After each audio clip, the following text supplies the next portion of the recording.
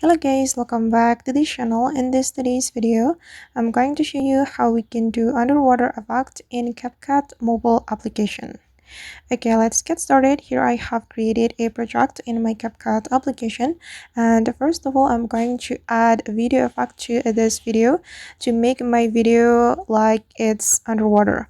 And we can go to the effect category right here and select the video effect.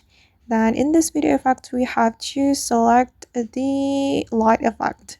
Then we can scroll down to find the water reflection. This one, guys. Click on this water reflection. Then before you apply this effect to your video, you can adjust the effect. You can adjust the speed, size, filter, color, and twist.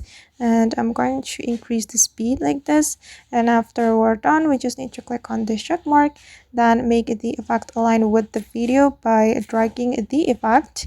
Okay, now it's done, and we're going to add the sound effect. You can go to the audio, this one. Then you can select the sounds FX, and I'm going to add the underwater sound effect. Oops, sorry.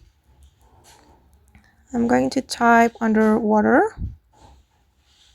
Okay. Then here there are a couple of underwater sound effect we can use, and you can choose whatever sounds good for your video. I'm going to try this one.